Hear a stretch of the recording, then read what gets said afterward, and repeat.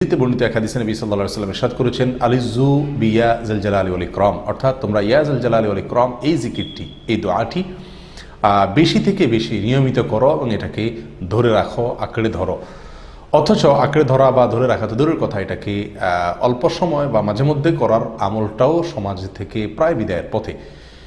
আল্লাহ সুবহানাহু ওয়া তাআলার গুণবাচক নামের অন্যতম একটি নাম হলো ইয়া জাল জালালি ওয়াল ইকরাম, যার অর্থ হলো হে জালাল, অর্থাৎ সৌন্দর্য, পূর্ণতা এর মালিক, বড়ত্বের অধিকারী, ওয়াল ইকরাম অর্থাৎ হে দাতা, হে মহান দানশীল।